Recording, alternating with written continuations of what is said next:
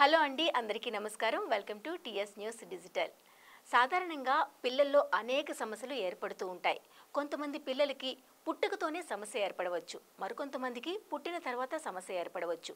ఇలాంటి సమస్యలను చూసి తల్లిదండ్రులు చాలా భయపడిపోతూ ఉంటారు. ఈ సమస్యలన్నిటికీ పరిష్కార మార్గాలు చూపించేందుకు మనతో పాటు ఉన్నారు senior paediatric surgeon doctor Narendra Kumar garu. ఆలస్యం చేయకుండా ఆయన పలకరించేద్దాం. నమస్తే డాక్టర్. నమస్తే అమ్మ. సార్, నార్మల్గా చిన్నపిల్లలో హైపోస్పీడియాసిస్ అంటూ ఉంటారు కదా, అంటే ఏంటి సార్? మగబిడ్డ పుట్టినప్పుడు అన్నీ సజావుగా ఉంటే తల్లిదండ్రుల ఆనందానికి అవధులు ఉండవు. అదే ఒక చిన్న ప్రాబ్లం ఏదైనా వాళ్ళు పుట్టినప్పుడు కనుక డిటెక్ట్ చేస్తే వాళ్ళు ఎంతో ఆందోళన చెందుతూ ఉంటారు. పర్టికులర్లీ అదే జననాంగాల మీద కనుక ఏదైనా అవకరం ఉన్నా, నార్మల్గా లేకుండా వేరేగా ఉన్నా కూడా వాళ్ళ ఆలోచన, వాళ్ళ ఆవేదన చాలా ఎక్కువగా ఉంటుంది. ఈ బిడ్డ యొక్క ఫ్యూచర్ అంటే నెక్స్ట్ ఎలా ఉంటాడు అనేది వాళ్ళ ఆందోళనగా ఉంటుంది. అటువంటి కండిషనే ఈ హైపోస్పీడియాస్ అనేది. మామూలుగా ఈ మూత్రనాళం, మూత్రరంధ్రం అనేది పెనిస్ చివరి భాగాన, అంగం చివరి భాగాల శీష్ణం అంటాం, అంటే దాన్ని గ్లాన్స్ అంటారు ఇంగ్లీష్లో. దాని మధ్యలో చివర ఉండాలి. దానివల్ల మూత్రం పోసుకునేటప్పుడు మూత్రం స్ట్రైట్గా, దూరంగా, ఫోర్స్గా పడే అవకాశం ఉంటుంది. కానీ కొన్ని సందర్భాల్లో ఈ మూత్రనాళ రంధ్రం అంగానికి చివర కాకుండా, శీష్ణంలో కాకుండా దాని కింద కానీ, అంగం మీద కానీ, వృష్ణాల దగ్గర కానీ, మలద్వారం దగ్గర కానీ అక్కడ ఓపెనింగ్ ఉండొచ్చు. సో ఇది మూత్రనాళ డెవలప్మెంట్లో ఉండే ప్రాబ్లం. దీన్ని హైపోస్పీడియాస్ అని పిలుస్తారు. వీటిలో ఈ మూత్రనాళం రంధ్రం కింద ఉండటమే కాకుండా ఒక్కొక్కసారి అంగం కూడా బెండ్ అయి ఉంటుంది. దాన్ని కార్డి అంటారు. ఒక్కొక్కసారి వీటితో పాటు బీర్జం కూడా దిగకపోవటం కూడా అసోసియేట్ అయి ఉండొచ్చు.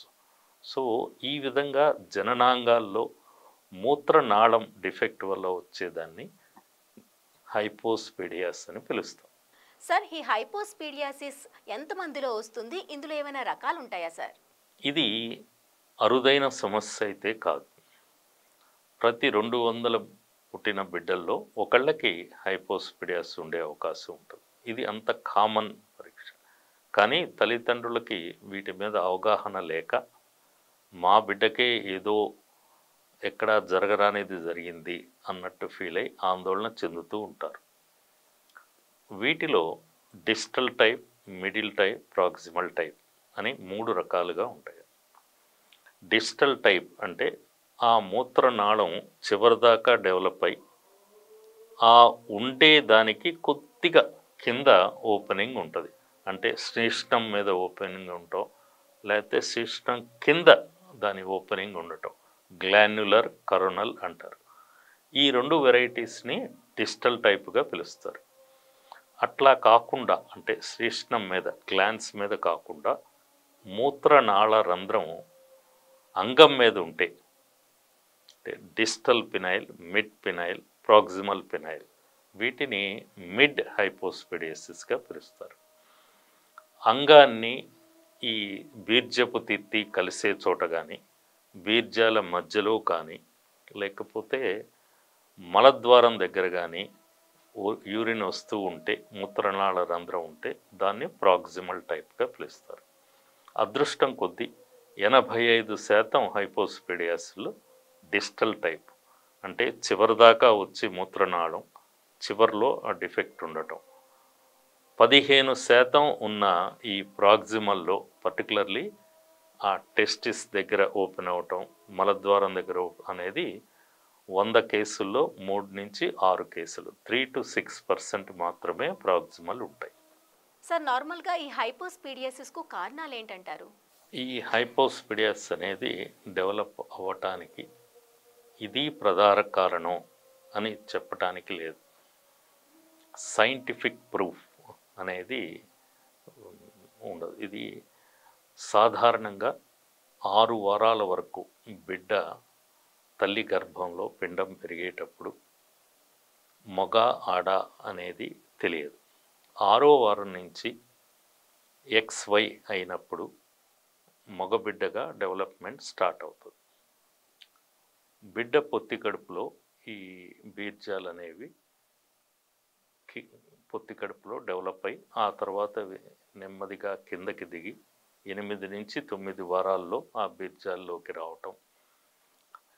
ఈ దిగేటప్పుడే 6వ నెల నుంచే ఆ టెస్టిస్లో టెస్టోస్టిరాన్ అనే హార్మోన్ డెవలప్ అవటం. ఆ హార్మోన్ ఎఫెక్ట్తో బీర్జాలు కిందకి దిగటం జరుగుతుంది. ఎక్స్టర్నల్ జెనటేలియా అంటే penis development, యురిత్రా development, scrotum development ఇవన్నీ కూడా జరుగుతాయి. ఈ హార్మోన్ లోపం ఏదైనా ఉన్నప్పుడు, ఈ బీర్జాలు డెవలప్ అయి దిగేటప్పుడు హార్మోన్ లోపం జరిగినప్పుడు ఈ విధంగా మూత్రనాళం డిఫెక్ట్స్ వచ్చే అవకాశం ఉంటుంది. ఇది కొన్నిసార్లు జన్యుపరంగా కూడా జరుగుతూ ఉంటుంది. 4 ఫాదర్స్లో హైపోస్పిడియాసిస్ ఉంటే పిల్లల్లో వచ్చే అవకాశం ఉంటుంది. ఏదైనా కూడా హార్మోన్ రిలేటెడ్ ప్రాబ్లంతో ఈ హైపోస్పిడియాసిస్ డెవలప్ అవుతుంది అనేది చెప్పవచ్చు. అందుకనే తల్లి ప్రెగ్నెంట్గా ఉన్నప్పుడు మొదటి 6 వారాలు ఈ ఆహారం తీసుకునేటప్పుడు శుభ్రమైన ఆహారం, తర్వాత ఈ ఆల్కహాల్, స్మోకింగ్ అనే వాటికి దూరంగా ఉండటం, ఇండస్ట్రియల్ ఏరియా పొల్యూషన్కి దూరంగా ఉండటం, కెమికల్స్కి ఎక్స్పోజ్ అవ్వకుండా ఉండటం, అంటే మందులు ఏదన్నా తీసుకోవాల్సి వస్తే వైద్యుల సలహాతో తీసుకోవటం. విలేజ్లో ఉండేవారు పెస్టిసైడ్స్కి దూరంగా ఉండటం. ఇవి జాగ్రత్తలు కనుక తీసుకుంటే మనకి హైపోస్పిడియాసిస్ డెవలప్మెంట్కు ఉన్న ఎన్విరాన్మెంటల్ ఫ్యాక్టర్ అనేది మనం అవాయిడ్ చేయొచ్చు. జెనెటిక్ ఫ్యాక్టర్ అనే దాన్ని మనం అవాయిడ్ చేయలేము, కానీ ఎక్స్టర్నల్గా ఎన్విరాన్మెంటల్ ఫ్యాక్టర్ అనే దానికి మనం అవాయిడ్ చేయొచ్చు. సార్, ఈ హైపోస్పీడియాసిస్ వల్ల వచ్చే సమస్యలు ఏంటి? హైపోస్పిడియాసిస్ ఉన్నప్పుడు మొట్టమొదట ప్రాబ్లం వచ్చేది మూత్రం వచ్చే డైరెక్షన్. మూత్రం పోసుకునేటప్పుడు ఫోర్సుగా, ధారగా అది స్ట్రైట్గా నార్మల్గా జరుగుతుంటుంది. ఇది ఎప్పుడు జరుగుతుందంటే మూత్రనాళం పూర్తిగా డెవలప్ అయి శీష్ణం అంటే ఆ చివర అంగం చివర ఉండే గ్లాండ్స్లో ఉన్నప్పుడే అది జరుగుతుంది. ఈ హైపోస్పిడియాసిస్ అనే దాంట్లో అది టిప్పు మీద కాకుండా కింద ఉండటం వల్ల యూరిన్ డైరెక్షన్ మారుతుంది. పిల్లవాడు యూరిన్ పోసుకున్నప్పుడు ఆ మూత్రం వెనక్కి రావటం, కాళ్ళ మీద పట్టడం, గుడ్డలు తడవటం ఇటువంటి జరుగుతూ ఉంటుంది. ఈ డైరెక్షన్ అనేది టైప్ ఆఫ్ హైపోస్పిడియాసిస్ మీద డిపెండ్ అయి ఉంటుంది. అది డిస్టలా, మిడ్డా, ప్రాక్సిమలా అనే దాన్ని బట్టి ఎంత డైరెక్షన్ మారుతుంది అనేది. తర్వాత రెండోది కార్డీ మీద కూడా డిపెండ్ అయి ఉంటుంది. సివియర్గా కార్డీ ఉన్నప్పుడు ఆ మూత్రం అంతా కూడా పూర్తిగా వెనక్కి వచ్చే అవకాశం ఉంటుంది. ఇది మొట్టమొదటి ప్రాబ్లం. బిడ్డ పెరిగే కొద్దీ స్కూల్కి వాటికి వెళ్ళినప్పుడు తన అంగం తక్కిన పిల్లల్లాగా లేదు, తన మూత్రం తక్కిన పిల్లల్లాగా పోసుకోలేకపోతున్నాను అనేది కొన్ని సైకలాజికల్ ప్రాబ్లమ్స్కి లీడ్ చేసే అవకాశం, ఒక నూన్యత అనేది వారిలో ఏర్పడుతుంది. యూజువల్గా పిల్లలు 5 నుంచి 8 సంవత్సరాల మధ్యలో వాళ్ళకి జననాంగాల మీద ఒక అవగాహన ఏర్పడుతూ ఉంటుంది, ఒక ఆసక్తి ఏర్పడుతూ ఉంటుంది. ఆ టైంలో తక్కిన పిల్లల కంటే తన అంగం డిఫరెంట్గా ఉన్నది అని తెలిసినప్పుడు వారు సైకలాజికల్గా ఒక నూన్యతకి ఇది అయ్యే అవకాశం ఉంటుంది. మూడవది పెరిగి పెద్దయిన తర్వాత మ్యారేజ్ ఏజ్లో వారికి ఈ కార్డీ అనేది కనుక ఉంటే డిస్టల్ టైప్లో పెద్దగా ప్రాబ్లమ్స్ ఉండకపోవచ్చు, కానీ మిడ్ అండ్ ప్రాక్సిమల్ దాంట్లో తర్వాత అసోసియేటెడ్గా ఈ అంగం వంకర కార్డీ అనేది కనుక ఒక సిగ్నిఫికెంట్ లెవెల్లో ఉంటే వారికి సెక్షువల్గా ప్రాబ్లమ్స్ వచ్చే అవకాశం ఉంటుంది. ఇన్ఫర్టిలిటీ అంటే ఈ వీర్యాన్ని డిపాజిట్ చేసినప్పుడు అది ప్రాపర్ ప్లేస్లో పడకపోవటం వల్ల వారికి ఈ ఇన్ఫర్టిలిటీ ప్రాబ్లమ్స్ వచ్చే అవకాశం ఉంటుంది. ఇంకొకటి ఈ హైపోస్పెడియాసిస్లో కనుక ఆ రంధ్రం వేరుగా ఉండటమే కాకుండా చిన్నదిగా కనుకుంటే యూరిన్ కొంత మిగిలిపోయే లోపల యూరినరీ ఇన్ఫెక్షన్స్ వచ్చే అవకాశం కూడా ఉంటుంది. ఈ విధంగా మూత్రం డైరెక్షన్ మారటం, ఇన్ఫెక్షన్స్ వచ్చే అవకాశం ఉండటం, సైకలాజికల్గా పిల్లలు ఎఫెక్ట్ అయ్యే అవకాశం ఉండటం, పెద్ద అయిన తర్వాత సెక్షువల్ ప్రాబ్లమ్స్ వచ్చే అవకాశం ఉండటం, ఈ 4 మనం ప్రధానమైన కాంప్లికేషన్స్గా మనం చెప్పుకోవచ్చు. సార్ దీనివల్ల వచ్చే సమస్యలు ఏంటి? హైపోస్పెడియాసిస్ అనేది డిస్టల్ టైప్ ఉండి గ్లాన్యులర్ టైప్ అంటే ఉండే దాని కింద గ్లాన్స్లోనే ఉంటుంది మూత్రద్వారం, కానీ కొద్దిగా దాని కిందకు ఉంటుంది. డైరెక్షన్ బాగున్నప్పుడు, కాస్మెటిక్గా యాక్సెప్టబుల్గా ఉన్నప్పుడు, అంటే చూడటానికి అంగం వేరుగా కనిపించకుండా చర్మం చుట్టూతా ఉండి గ్లాన్స్ రౌండ్గా ఉండి మైనర్ డిఫెక్ట్కి సర్జరీ అవసరం ఉండదు. బట్ ఒక అంగం వేరుగా ఉండటం, చర్మం అంతా పైన ఒక చోట శీర్షం మీద ఉండటం, కార్డి ఉండటం, మూత్రం డైరెక్షన్ డిఫరెంట్గా ఉండటం, దీన్ని సర్జరీ ద్వారా సెటిల్ చేయాలి. సర్జరీ మనం గనక చూసుకుంటే 3 విధాలుగా ఉంటుంది.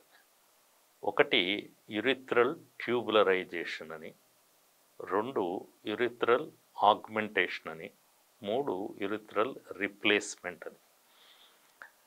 ఈ మూత్రద్వారం ఎక్కడైతే ఉందో అక్కడ నుంచి డిస్టల్గా అంటే కింద వైపు ఒక గడిలాగా కనుక ఆ యురిథ్రల్ ట్యూబ్ ఉంటే ఆ ట్యూబ్ని మనం ట్యూబులరైజేషన్ మళ్ళీ ఒక ట్యూబ్ లాగా చేయొచ్చు. అవి డిస్టల్ టైప్లో ఈ ఆపరేషన్ ప్రక్రియ చేయవచ్చు. దాన్ని యురిథ్రల్ ట్యూబులరైజేషన్ టెక్నిక్స్ అంటారు. ఆ యురిథ్ర మూత్రనాళం నుంచి కింద భాగం అంత గడిలాగా కాకుండా షాలోగా అంతగా డెవలప్ కాకుండా ఉంటే ఈ శీర్ష భాగానున్న చర్మంలోని ఇన్నర్ లేయర్తో ఒక ఆగ్మెంటేషన్, ఈ కింద ఉన్నది మనకి రూఫ్ లాగా పనిచేస్తుంది, ఫ్లోర్ లాగా ఇంకొక లేయర్ తీసుకొచ్చి దానికి ట్యూబ్కి అటాచ్ చేయటం, దాన్ని యురిథ్రల్ ఆగ్మెంటేషన్ టెక్నిక్స్ అంటారు.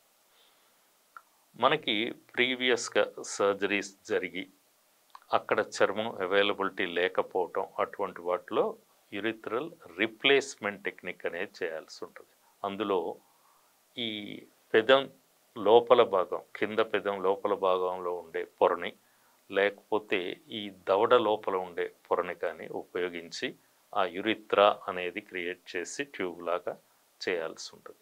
దాన్ని యురిథ్రల్ రిప్లేస్మెంట్ టెక్నిక్స్ అంటారు. ఈ విధంగా యురిథ్రల్ ట్యూబులరైజేషన్, లోకల్ టిష్యూ కనుక ఉంటే యురిథ్రల్ ఆగ్మెంటేషన్, లోకల్ టిష్యూ లేనప్పుడు యురిథ్రల్ రిప్లేస్మెంట్. ఈ విధంగా ఈ హైపోస్పెడియాస్కి చేసే సర్జరీస్ని 3 విధాలుగా డివైడ్ చేస్తాం. సార్ మరి దీనికి ట్రీట్మెంట్ ఏ విధంగా ఉంటుంది? హైపోస్పెడియాసిస్ అనేది కరెక్టబుల్ లీజన్, అంటే మనం ఆపరేషన్ ద్వారా దాన్ని సరిచేయవచ్చు. 95% అది కేసెస్లో మంచి రిజల్ట్స్ను సాధించే ఇది. ఓన్లీ 3 to 6% ఉండే ఆ ప్రాక్సిమల్ హైపోస్పెడియాసిస్లోనే కొన్ని ప్రాబ్లమ్స్, అంటే అంగం యొక్క సైజు, పూర్తిగా కార్డియక్ కరెక్షన్ రిజల్ట్స్ సంతృప్తికరంగా లేకపోవటం, అవి జరిగే అవకాశం ఉంటుంది.